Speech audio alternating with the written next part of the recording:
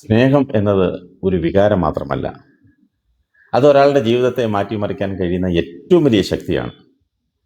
യഥാർത്ഥ സ്നേഹം സാഹചര്യങ്ങൾ മാറിയതുകൊണ്ട് അവസാനിക്കുന്നില്ല, ദൂരം കൂടിയതുകൊണ്ട് മങ്ങിപ്പോകില്ല, സമയം കടന്നുപോയതുകൊണ്ട് ഇല്ലാതാവുകയുമില്ല. കാരണം യഥാർത്ഥ സ്നേഹം ഹൃദയത്തിലാണ് ജീവിക്കുന്നത്, വാക്കുകളിൽ മാത്രമല്ല. ജീവിതത്തിൽ ചിലപ്പോൾ നമ്മൾ സ്നേഹിച്ചവർ നമ്മിൽ നിന്ന് അകന്നു പോകാം, ചില ബന്ധങ്ങൾ അവസാനിച്ചെന്ന് തോന്നാം. എന്നാൽ ഒരിക്കൽ ആത്മാർത്ഥമായി നൽകിയ സ്നേഹം അത് മനസ്സിൽ ഒരു നല്ല ഓർമ്മയായും ജീവിതത്തിന് ഒരു പാഠമായും എന്നും നിലനിൽക്കും. സ്നേഹം പ്രതികാരം പഠിപ്പിക്കില്ല, ക്ഷമിക്കാൻ പഠിപ്പിക്കും.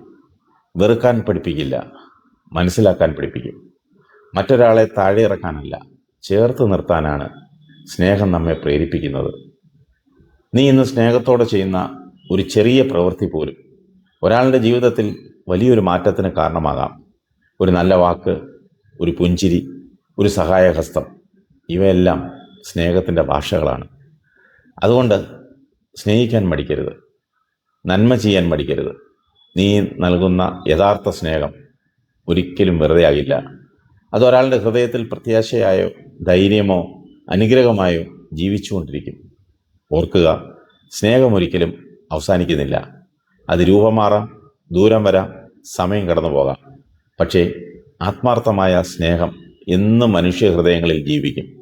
പരസ്പരം സ്നേഹിക്കണം, കാരണം സ്നേഹമാണ് ലോകത്തെ കൂടുതൽ മനോഹരമാക്കുന്ന ഏറ്റവും വലിയ ശക്തി.